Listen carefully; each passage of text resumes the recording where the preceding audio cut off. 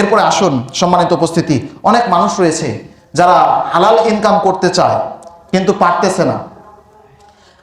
যেমন পেট্রোল পাম্পের কথাই বলি, এই পাম্পগুলোতে যারা এইগুলো ব্যবস্থাগুলো মানে এই কাজগুলো করে থাকে, যেখান থেকে মূলত হচ্ছে এই তেলটা আসে, এই তেলটা যেখান থেকে আসে ওখানে পরিমাণেই নাকি কম দেয়। তো একজন ব্যক্তি প্রশ্ন করলো যে ভাই, যে আমাদের তো এটা কোনো বোঝার উপায় নাই, পেট্রোল পাম্পে যে তেলটা পরিমাণে ওখানে কম দেয় লিটারে বা যেটাই হোক, তো ওরা যদি কম দেয় আমরা তো কম দিতে বাধ্য, কি করে দিব? তখন সেই ব্যক্তিকে বলা হলো যে আচ্ছা, এই ব্যবসা ছাড়া কি আর আপনি অন্য ব্যবসা করতে পারেন না? আরো তো বিকল্প ব্যবসা আছে, এটাই করতে হবে?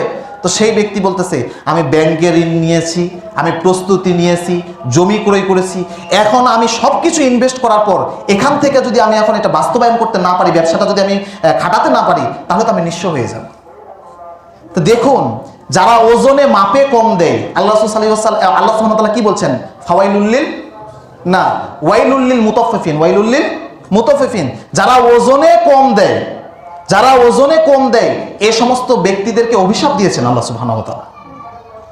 তাহলে আজকে মুসলিম হয়ে তারা পারতেছে না, যারাই এই ব্যবসাগুলো কন্ট্রোল করতেছে তারাই কম দিচ্ছে, এরাও বাধ্য যে এই কাজগুলো হচ্ছে তারাই করতেছে। এই জন্য রাসূল সাল্লাল্লাহু আলাইহি ওয়াসাল্লাম বলছে যে তোমরা ব্যবসা করো।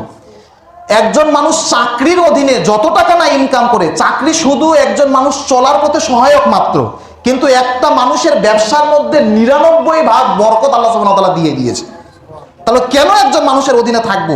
যদি হালাল পন্থার কোনো সিস্টেম থাকে, সেই পন্থা প্রয়োগ করে আমি হচ্ছে আমার রুজি উপার্জনের চেষ্টা করব, হারামের কাছে আমরা যাব না। একজন মানুষ দেখতেছেন যে একটা কোম্পানিতে গেছেন, সবাই একবারে সেখানে ভিড় জমিয়েছে, অথচ সেখানে ঘুষ ছাড়া আপনাকে চাকরিতে নেয় না। কেন সেই চাকরিই করতে হবে আপনাকে? আর পৃথিবীতে কি আয় রোজগার নাই? রাসূল সাল্লাল্লাহু আলাইহি ওয়াসাল্লামের যুগ থেকে যত নবী রাসূল এসেছে, আদম আলাইহিস সালাম তিনি কৃষি কাজ করে হচ্ছে তারা জীবন তিনি হচ্ছে দিনাতিপাত করেছেন। তারপরে নূহ আলাইহিস সালাম তিনি ছিলেন কাঠমিস্ত্রি, কাঠমিস্ত্রি থাকার পরেও তিনি দিনের দাওয়াত দিয়েছেন। আজকে আমরা শ্রেণী, এই যে মানুষ, আজকে আমরা যে মানুষগুলো রয়েছে আমরা শ্রেণীতে ভাগ করে নিয়েছি। আলেম সমাজ মানে তারা খেদমত করবে মসজিদ আর মাদ্রাসায়, অথচ রাসূল সাল্লাল্লাহু আলাইহি ওয়াসাল্লামের যুগে, তার আগের যুগ পর্যন্ত নবী রাসূল এবং সালফে সালেহিন যারা চলে গেছেন, তাদের যদি আমরা খেয়াল করি, তারা ব্যবসাও করেছেন আবার ইসলামের খেদমতও করেছেন। আজকে আমি যদি মসজিদের ইমাম যদি আজকে বাদাম বিক্রি করতে যাই, কালকে আমার মুসল্লি বলবে একটা থার্ড কোয়ালিটির মানুষ, মানে এখনকার যুগে কি এটা যায়? আপনি যে এই কাজটা করতে আসছেন, বাদাম বিক্রি করতেছেন, আপনার সাথে এটা মানায়?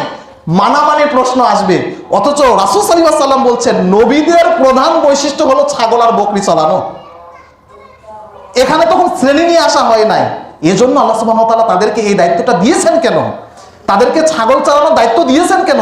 ছাগল চালানোর দায়িত্ব এজন্য দিয়েছেন যে নবী হয়েছো মানে তোমার কষ্ট আসবে, তোমার ধৈর্য পরীক্ষা করবো আমি ছাগল চড়ানো দিয়ে, কারণ ছাগল চড়ানো এত সহজ বিষয় না।